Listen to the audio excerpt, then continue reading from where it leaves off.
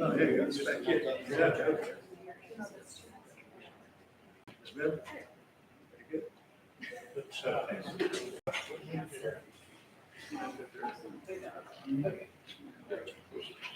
Yeah. All right, we'll just give it a couple more minutes for any distractions to come in, then we'll go ahead and get started on the presentation.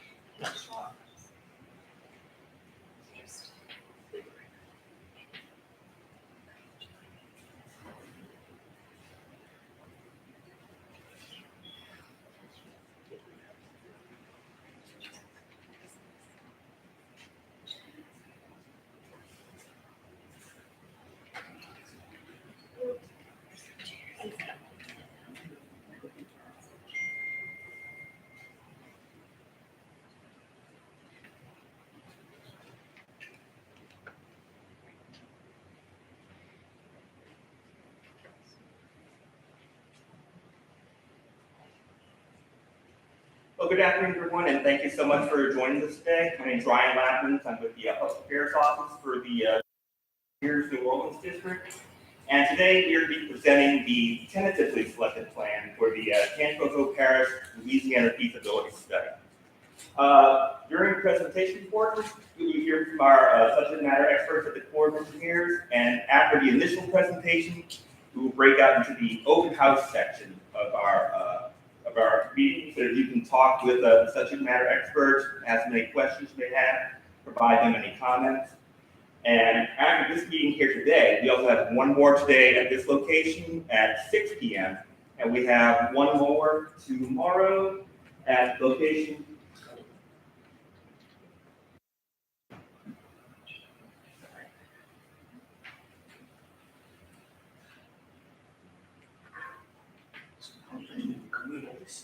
Yeah, the Tangipahoa Community Center.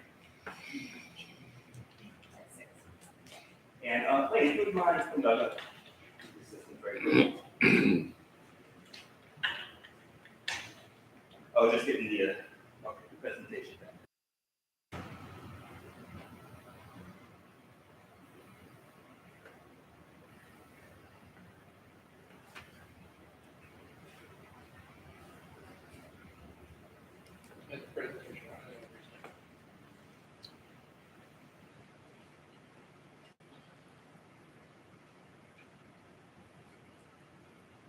There we go. Okay, sorry about that. Yes, these are the two locations where we'll be having the meetings. We'll have one more today here at 6 p.m. and another more tomorrow at 6 p.m. in Tangipahoa at the Tangipahoa Community Center. Now, without further delay, let me introduce our first speaker, Wayne Ritter. Good afternoon, everybody. Thanks for coming to the public meeting here today.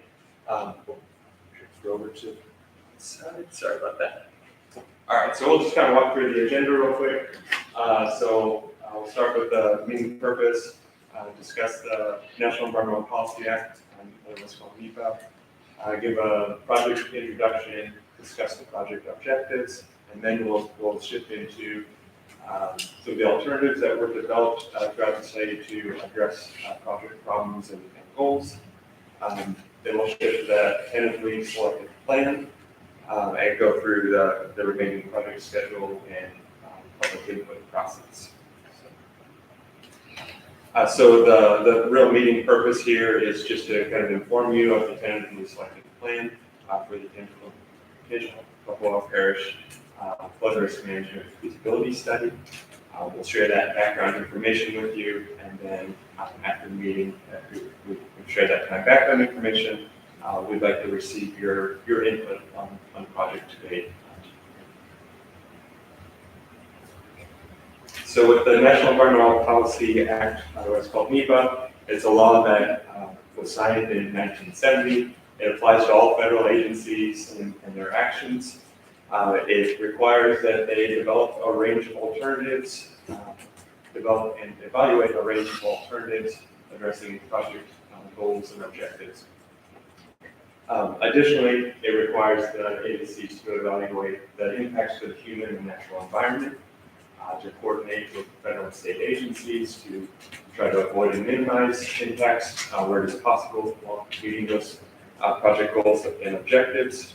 And then it really identifies the importance of sharing those kind of the decisions that have been made to date with the public, so that way we can receive input back, and that informs the next steps in the process. So NEPA is often considered this sort of umbrella where it kind of integrates the compliance with all the other environmental acts, regulations, and laws. So the ones that are each figured here, things like the Endangered Species Act or the National Historic Preservation Act. So we're required to comply with all those individual acts, and we summarize that. And for this project, that's all our compliance with NEPA is contained within an environmental assessment, or what's called an EA.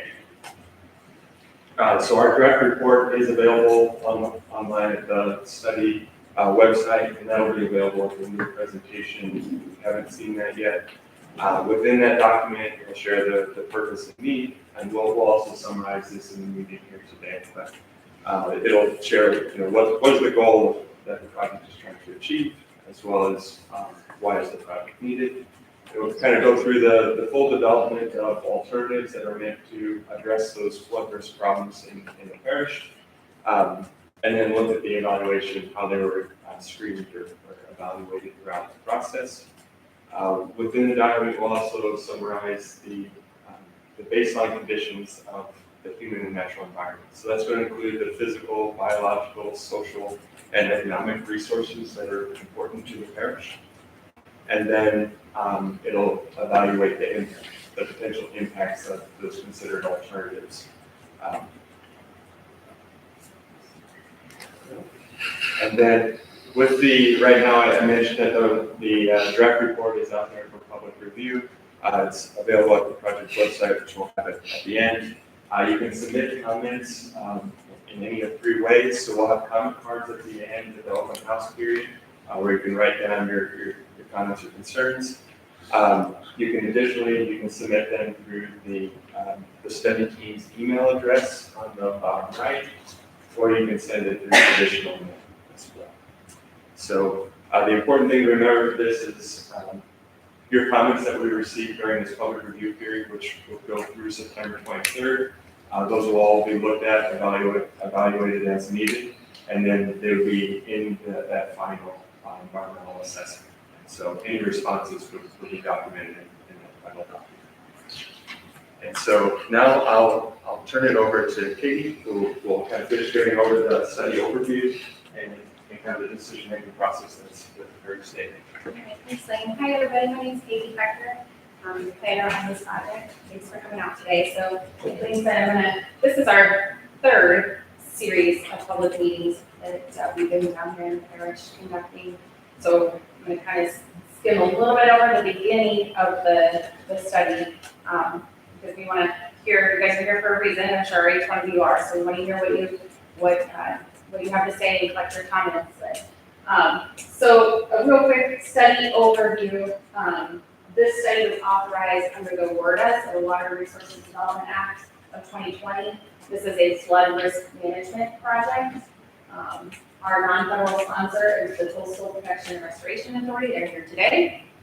And just of note that typically these studies are done under a 3-year, $3 million type of time schedule and budget.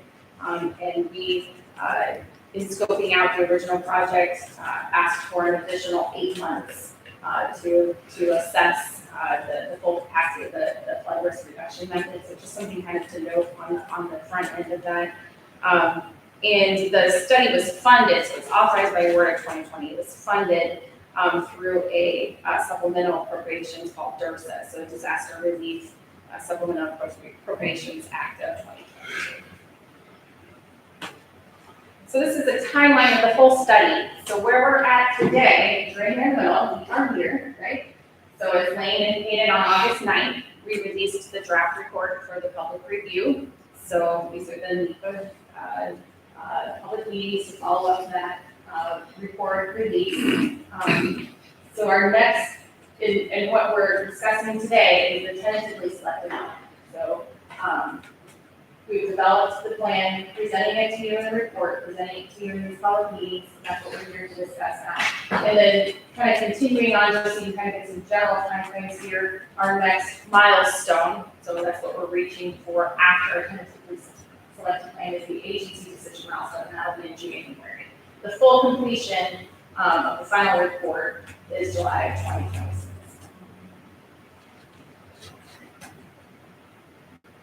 So like I mentioned before, this study is technically, the scope is a flood risk management study.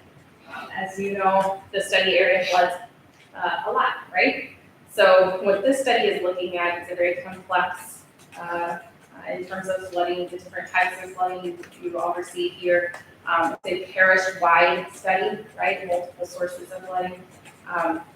So the scope, it also includes analysis of the impacts on the southern end of the parish where it involves the compound flooding. So compound flooding is that area where we have both the riverine flooding, the Tangipahoa and Talbot, as well as the lakes, right, the flooding in that area. The scope of this in terms of riverine flooding is addressing the flood risk reduction measures for rivers and streams that fall within this bottom statement here. So we looked at channels that discharge is greater than 800 CFS that occurs in the 10% annual exceedance probability. Some folks may know that more commonly it's like a 10-year flood event. So that's what we're focusing on for this study.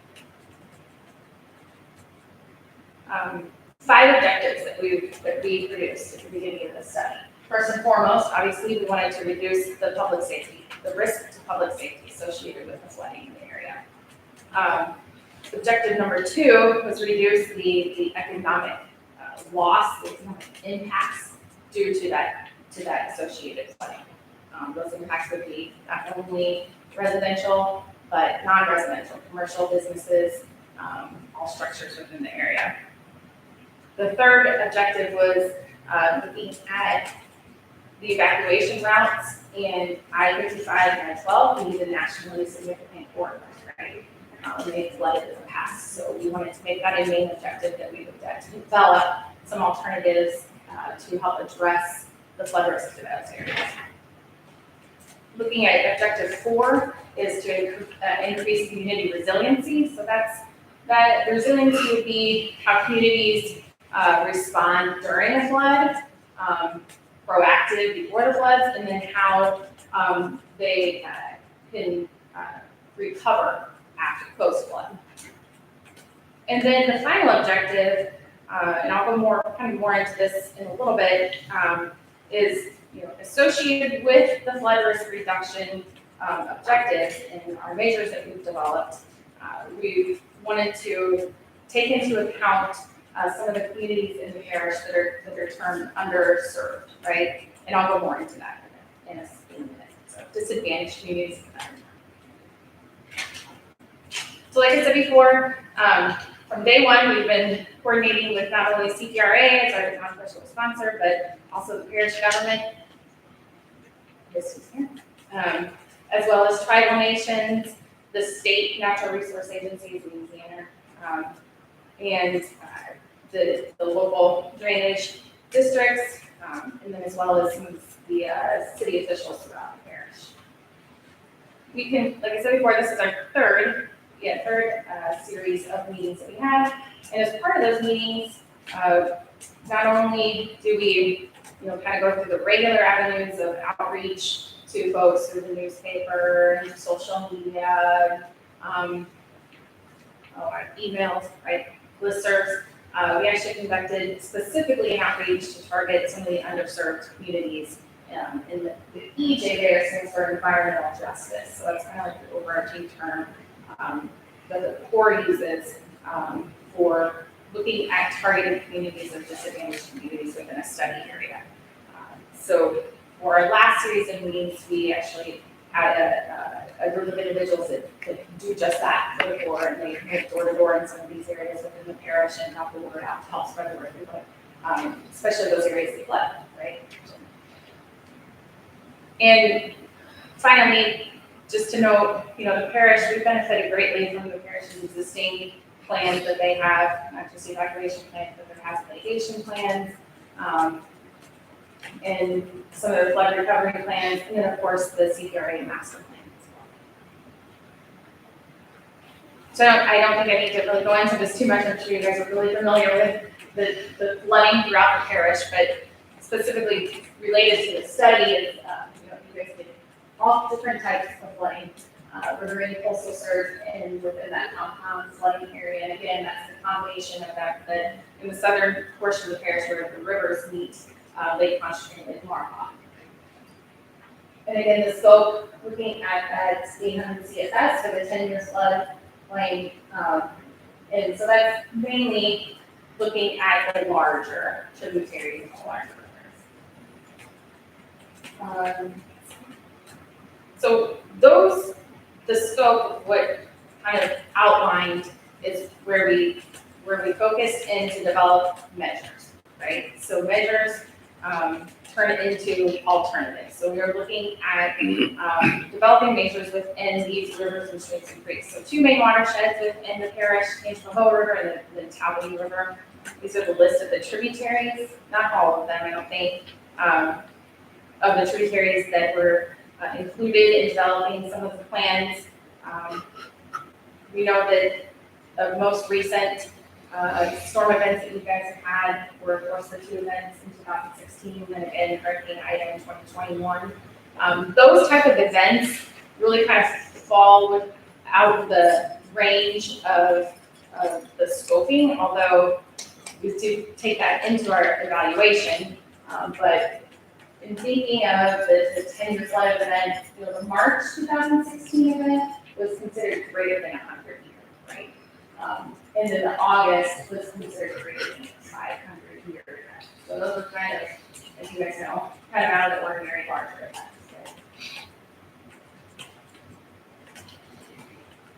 So this is just general geographic locations where we were looking at some of the larger population areas where it's flooded, where it has been flooding, and just general along the I-55 corridor between 80 Independence. Those areas were called to our attention from the beginning of the study.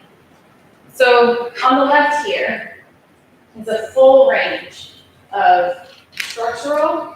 So that includes exactly what it says, measures that would be constructed to help either keep water out of an area or reduce the water coming into the area, redirect water. So just looking at we looked at detention ponds, detention basins, diversion channels, bridge improvements, dredging, elevation of the roadways throughout the parish, levees along with pump stations, flood walls. We looked at reservoirs, and that isn't necessarily like a regulated reservoir, more for like detention kind of area. Also areas of erosion that may contribute to flooding. We looked at shoreline revetment. And then snagging within some of the larger tributaries, especially the Tangipahoa River and the Talbot and Chapter. Non-structural. So that term, I think is more of a core-specific term, but it's really when we say non-structural, we're talking about elevations of homes, right? That flood within the scope of the study, and other methods such as floodproofing, and those are kind of the two main ones that we'll talk about today, and those are the two ones that are the two measures that are included in the attendance to the selected plan. But all of these are other examples that other studies include your non-structural for the core, and we looked at these as well. Also, this term down here, natural and nature-based. So this is an opportunity where we could look at flood risk reduction, but also include kind of an environmental restoration component with it. So the easiest example would be creating a detention basin to keep the water out of an area, but it also serves as a wetland, redirecting some water to sources of restoration. So I'm going to go back here.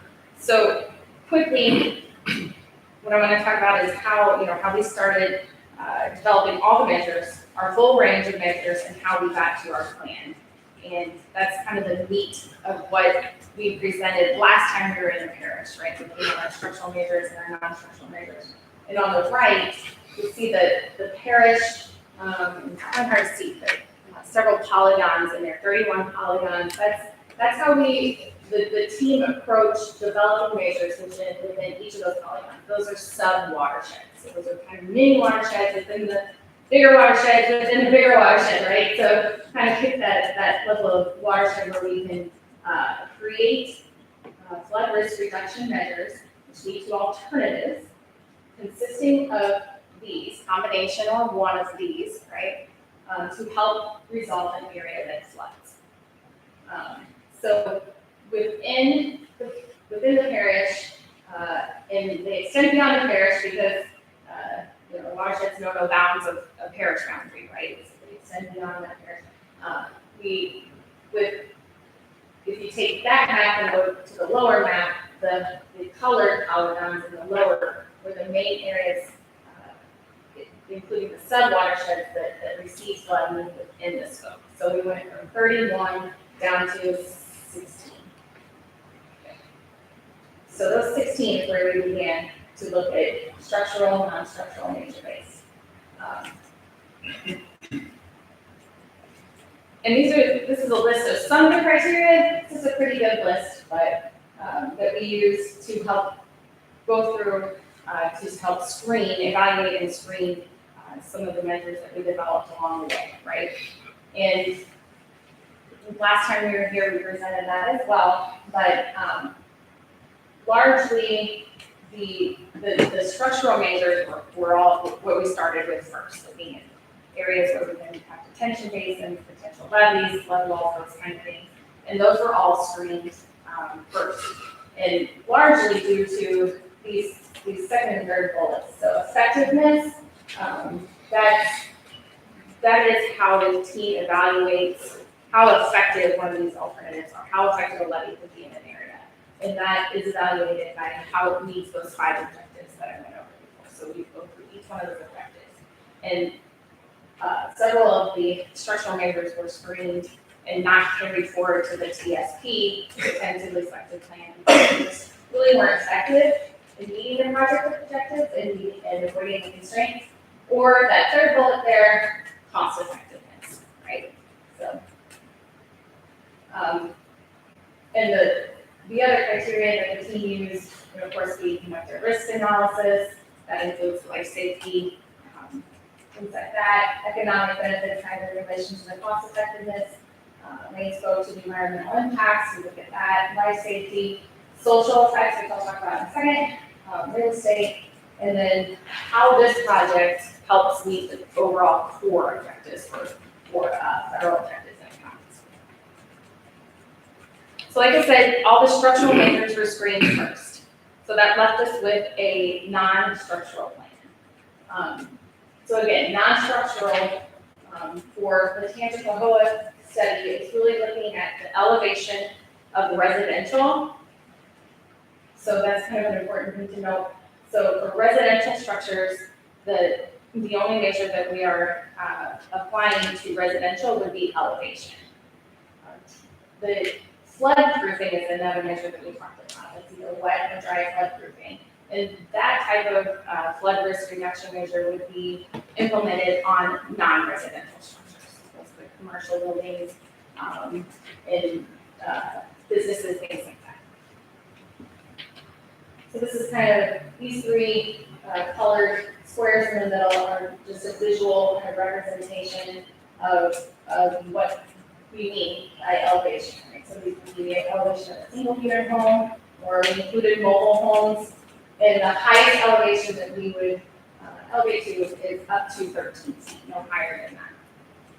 Dry flood proofing would be applied to structures, non-residential structures, where the flooding would be up to 3 feet, so kind of at 0, a little bit more based off of the flood event up to 3 feet.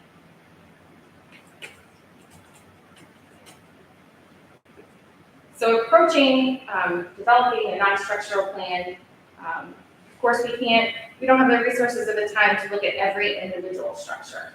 So we approached it by creating aggregations. So those are a fancy term for those green polygons up there, groupings of areas parish-wide, where we could start to similar to how we did structural, start to kind of zoom into those areas that receive flooding. And originally we based those groupings on basically kind of flooding characteristics, the same source of flooding, depths of flooding, things like that. And originally we had about 100 aggregations. And that was, we decided that was maybe a little too many. We went back and included a different methodology for aggregation. And this time we included other characteristics in the aggregation. That included not only flooding characteristics, the flood source, like I said, but also looking at community approaches and community cohesion. If we apply this measure to this area, how would this affect this community, right? So community cohesion, resiliency, and I'll go more into that in a minute. So ultimately, we created 62 aggregated areas and groupings where we started to develop these a comprehensive non-structural plan for the entire parish. The first plan that we developed is the plan. It's called a National Economic Development Plan, and that is the plan that provides the highest net benefits, right? That maximizes the net benefits compared to costs, right? So this is the MED plan for the Tangipahoa Parish, the Tangipahoa Parish Feasibility Study. So this plan was identified as really just looking at those 62 aggregations, applying those non-structural measures, which include elevation of residential, floodproofing of non-residential, throughout the parish based off of the flooding events where you're maximizing that cost benefit. And that includes a total of 597 structures. I know that's kind of hard to see.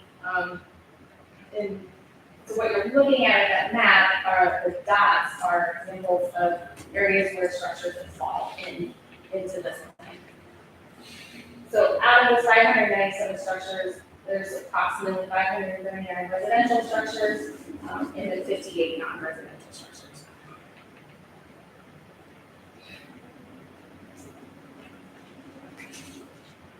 So after the NED plan was identified and developed, we started looking at areas where we could include other social effects. So how can we maximize the total net benefits of a plan, or to develop another plan? So that would take into account using like social vulnerability accounts based off of CDC census data. So we created additional plans evaluated on benefits that included these individual potential categories of benefits. So there's social vulnerability, community cohesion, areas where there's critical infrastructure to floods, and then also looking at community resiliency for our plans. So the net benefits of each of the aggregates were analyzed based off of the damages that would occur in that area. And then using those 62 aggregates that I showed in the previous slide, and incorporating those additional other social effects, so looking at community cohesion, it gave us an opportunity to bump up that number. So including those other social effects gave us more benefits. It gave us the opportunity to reach out to more structures that flood within the parish, right? And so this plan maximizes not only the MED, we're building off that MED, so it includes those 500, almost 600 structures, in addition to these. So total, this is our TSP plan. Again, geographically represented on the map there is a little over 1,000, a little under 1,100 structures. Of that 1,100, there's a little over 1,000 of residential structures, and then 87 non-residential structures. Something to note here, and this kind of plays into when you're making comments and reviewing the draft report, that when the Corps varies, kind of gets out of their lane of recommending another plan that's not that NED plan, we have to submit an internal request, right? We have to justify why not going with the NED plan is the way to go. So and we have done that. If that exception, it goes up the rank all over DC, if that's not approved, then the TSP, right, the tentatively selected plan, reverts back to the NED plan. So we have two solid plans, right? We would prefer, and so the CPRA prefer this plan reaches more people, it includes that other social effects, it's more of a community-based plan. But we also have to get that approved internally. So if that's not approved, then it would be, the TSP would become the NED plan. This is kind of just a real quick breakdown of comparing the plans against each other, and in particular the Plan 1, and which is NED plan and Plan 3B. So these are just some of the, on the left here in the first column, are just some of the major components of comparing each of these plans against each other. The total construction cost for Plan 1 is $346 million, Plan 3B is $597 million, which you get net benefits, annual net benefits, $10 million at 8.6. Positive BCR, which is anything over 1. So as you can see, a lot of our plans were all positive BCR. But this is why we're recommending this Plan 3B, looking at this 2. So maximizing the amount of structures that are included in the plan. You want to maximize the structures in the parish that receive the flooding. So you go from 597 structures to 1,088. And then within that, how many of those structures are in those socially vulnerable areas? So you almost double it. Yeah. Okay, so just a couple more slides. Again, this is a schedule to kind of check in here. This is where we're at. Like I said before, on August 9th, we released the draft report release. We're looking at the next milestone, agency decision milestone, and then the chief's report, the final report, would be in 2026. On the right is where we have those previous public meetings that I was referring to.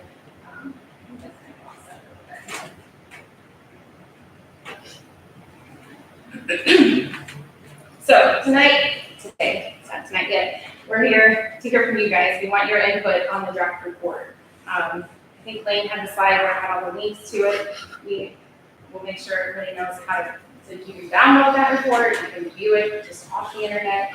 And maybe, these are kind of the input we're looking for, right? Does the tentatively selected plan, like this Plan 3B, and NED plan, any kind of feedback we give us, does it meet the needs of the community? Are there additional problems that related to flooding in the area that maybe that TSP didn't include, right? Any modifications to the TSP that could further reduce flooding?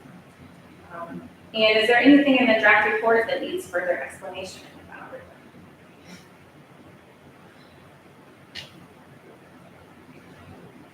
Final slide is just, like I said before, and Lane mentioned too, these are the ways that you can submit comments to us. If there are any questions or comments, this is Tangipahoa FS is the beginning of the email address.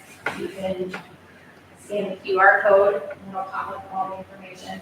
The draft report, that's the link. You just Google it. U6 U.S. Army Corps of Engineers Tangipahoa Parish Feasibility Study. That's super long. It'll pop up our own project-specific website and have all the information there. Or submit a comment before you leave today. Those comment cards will take them. Okay, any questions? I'm sure you have questions. But, yeah. Will one of those plans be approved?